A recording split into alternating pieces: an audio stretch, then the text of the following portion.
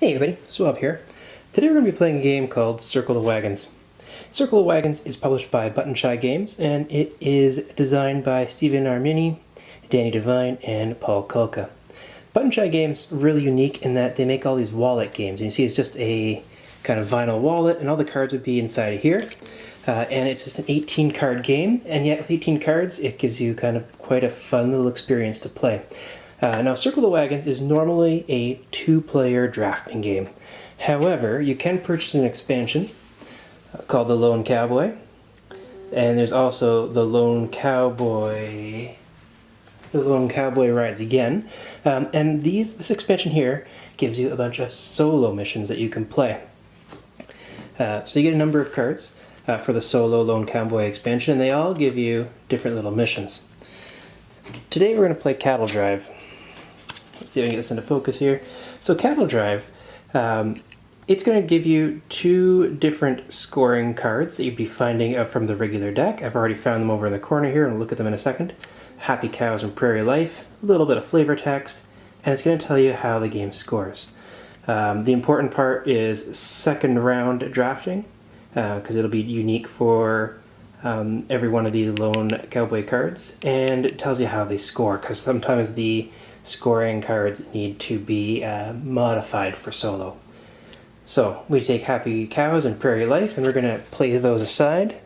I've already got those here.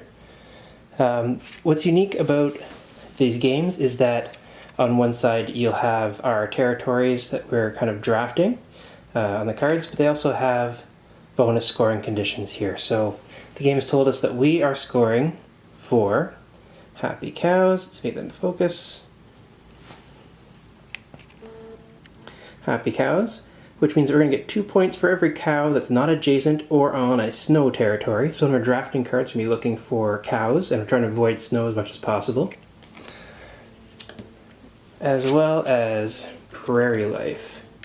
In Prairie Life, we're going to be looking at all of the cows that we draft and all of our plain territories, and we're going to divide them by 2, rounding down, and then score that many points. So we'll get that at the end of the game, but basically we're looking for plains, we're looking for cows, we're trying to avoid snow. Now the way the solo game works compared to the 2-player game is that in the solo game, the player would go first, and then there is a rule set that tells us how this solo AI is going to draft cards. So I would start with this top card here. We have these 8 cards to draft to start, and then we're going to draft a second round of 8 here. Or potentially 8, we'll see how many are in there. And the AI opponent is going to get a bonus here, and we'll talk about that on the AI turn, because they're looking for certain things, and they may actually be able to get multiple cards on their turn.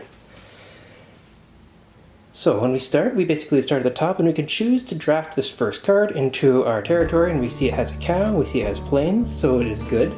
However, we can choose to skip cards, and we can grab any other card in the circle, going clockwise, circling the wagons. However, let's say I wanted this card, which I definitely don't, but let's say I did. If I chose this card, the AI would in fact get all the cards I skip over. So we don't want to skip over too many cards, but if it's something really juicy, sometimes it's worth it. And I'll be really honest, looking at this, we would start here. This card having, potential for 2 points worth, or multiple points worth. But here I see there's double plains and 2 cows, so this is a much more tempting card to take. So in fact, what I'm going to do is I'm going to draft this card. So this is the card that I'm going to be drafting, and we're going to be building out our little territories with it, and we'll put cards together once we draft some more. The AI is also going to collect cards, so because we skipped this card, the AI is going to get it. They don't have to build anything, we're just going to put it in a pile. And in fact, maybe we'll put their pile over here. Alright, so now that I've drafted my card and given an extra card to the AI, at the beginning of the AI's turn, they actually get to look at this top card, and they're going to try to see if they can match any of these 4 segments with an exact match of any of the first 3 cards that they're available to draft. So it has to be a match of exactly the territory, such as this here desert, or these mountains here, as well as the icon. So we're looking for a desert with a wagon, a desert with a gun, a desert with a fort, or sorry, a mountain with a fort, or a desert with a cow. And if any of those things are an exact match in these 3, they would skip over skipping over up to 2 cards, so they could potentially grab this one, or this one, and they're going to take take those cards. If they can't, they're just going to take the first card in the row, because they don't want to be giving me extra cards, because anything they skip over, say they took this one, I would then gain this card. So looking at these first 3 and looking here, I don't see any exact matches, which means that the AI is just going to take this card here. Now it's on to my turn, and again I'm looking for cows and plains, avoiding snow as much as possible. And I can skip over again as many cards as I want, however, there's no cows here, no cows here, in fact there's no cows coming up at all, so I'm definitely going to grab this card. And this is actually probably going to be beneficial to set up the AI to give me some more cards in a second here. So I'm going to take this card, and now I get to place it anywhere connected. So I can connect it, say, like here or here. I could even cover up a square and do this. But let's see, that's the best way to plan and how to stick this together. Probably something like this. We are trying to try and build the biggest territories possible, because those territories are going to score points at the end. So for example, if this is end scoring, right now this is the largest forest area, and it'd be 4 points worth of forest here. So I think that's probably the best way to go about doing that for now. So we will place that card there, and now on to the AI turn. Again, it's going to look at the center card and see if any of the first 3 cards match, and there is a match. Right here, we have the mountain fort right here. So it's going to take this card as well as this card, and it's going to go into their hand. And the benefit to me is I'm going to gain these cards here. Now, we get to place these, but we need to avoid placing any of the snow. It's hard to see the snow, but you'll see the wagon and the pickaxe here have like a snowy background. We don't want that snow anywhere near any of our cows. So, we definitely don't want to place it like this, because we have the snow next to a cow. We can't place it like this, because there's snow next to a cow. It's really not a great way to place this. I could place it like this. Yeah. I think we'll do that, because at least there's snow is not touching a cow. And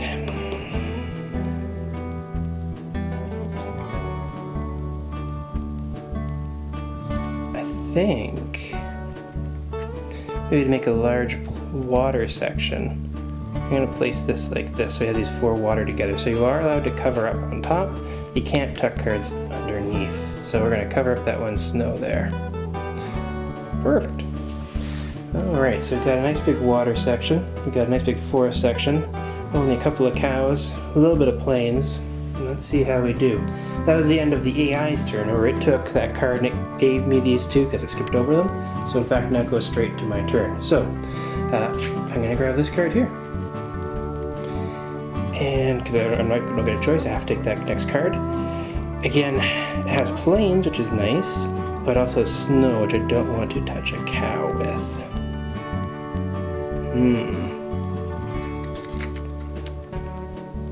What if I do that?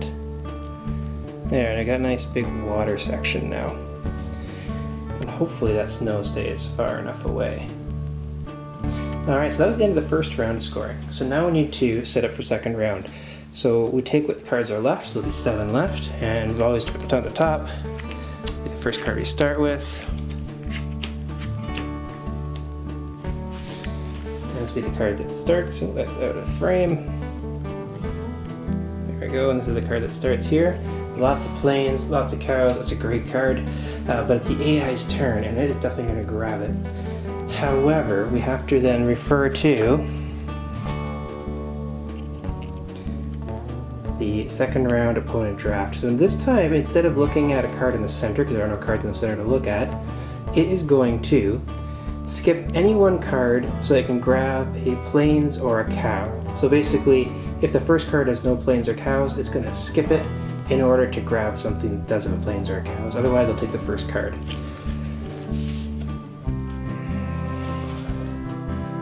This first card is the AI's turn. We're going to start right here. This is a great card. It is not going to skip that at all. It definitely wants this here. On to my turn. The first card that I could grab, lots of guns, but no planes and no cows, and that's rough because I really, really need some. The next card has a cow, but unfortunately it also has snow. If I were to skip this card and grab this one, I could do that because it has a cow, but it has a snow, which would be negative. But if I do that, it's going to mean that the AI is going to be able to go and grab this card here. And this is an amazing card that I want to get because it has 3 cows. Even though it's got 1 cow in snow, it's worth it. So I don't want to grab this because it'll allow the AI to skip this card and grab this one. So I'm going to have to take this. And it's tempting to build a really, really, really big water place, but right now it would be better for me to start building up some other sections. So I'm going to build up a 2-point snow section now. That's still in frame, so we're good. The AI is going to go. The first card has a cow, so it just grabs that first card. On to my turn. I am skipping this card because I want cows and plains. This card is the card that I want to have. So I will take it, which means the AI gains this one. And I'm going to place it... I'd love to build out something.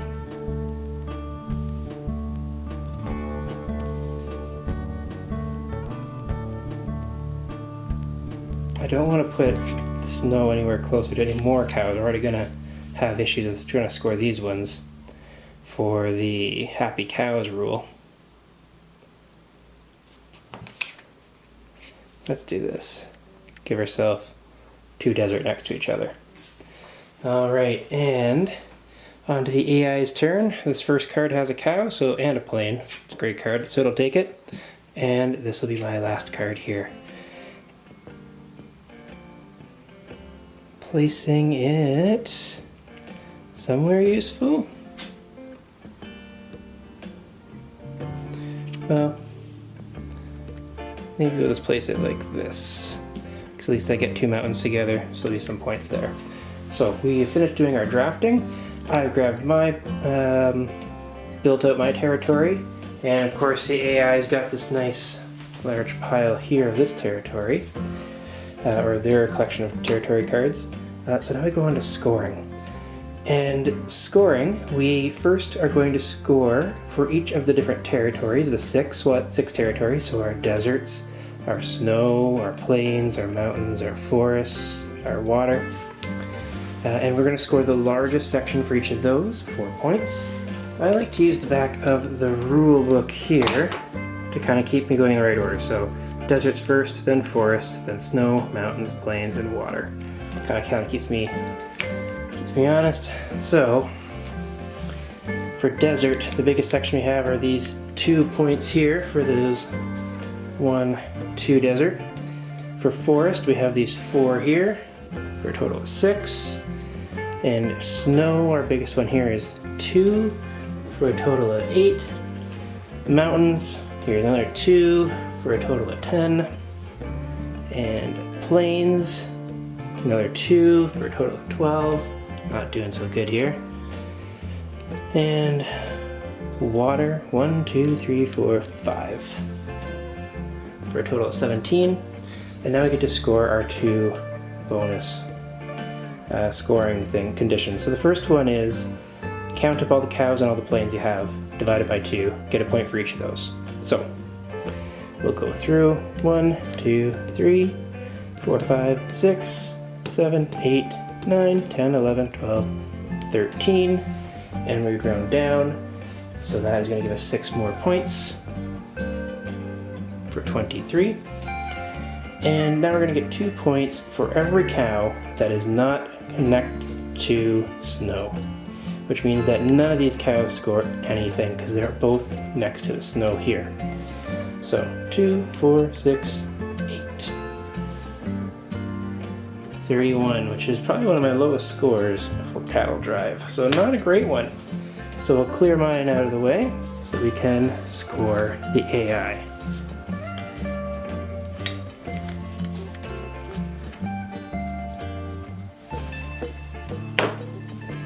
For the AI, they score slightly differently, but they don't need to make any fancy things. We just count all the territories, and for the 3 largest territories, they earn points for it. So if they have, if we count up all the desert and there's more desert than anything else, they get 1 point for each piece of desert. And then they would score the bonus tiles, including the opponent scoring rules on our solo scenario. This one I'm going to cut to camera. This one I'm going to cut to camera so that I can count up and look at each of those. I'll come back, I'll tell you how many I got for the main 3, and then we will look at scoring their bonus.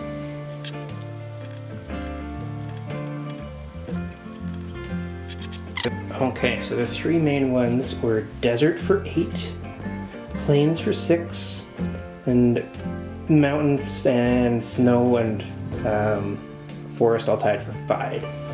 So we got 8 plus 6 plus 5. So total of 19. Total of 19 for their territories. And now they get to score Prairie Life and Happy Cows. Keeping in mind that their scoring, they do not divide by 2, and they get to ignore the snow rule. So they're basically going to get 2 points for every cow. So do that first. 2, 4, 6, 8, 10. So they're at 29 already, so they've definitely won. And then they get their points for Prairie Life. So, count up all their cows, which we already did. We got 5 cows, and all their plains. 6, 7, 8, 9, 10, 11. And they don't have to divide by 2, they just add 11 more points to their score. So they come out at 40. So in this game, the AI won. They got 40 points to my 31 points. This game's a lot of fun in terms of trying to figure out how to eke out those extra points. I personally find that the solo AI is often smarter than me, and it wins more often than I do. And I do find also that these different scenarios, I can replay the same one over and over again. I really like Cattle Drive, it's one of my favorites. But all those different scenarios add some more content, you can play them over and over. So hopefully you enjoyed watching this little playthrough of that, and that gives you an idea how the solo version of Circle the Wagons works.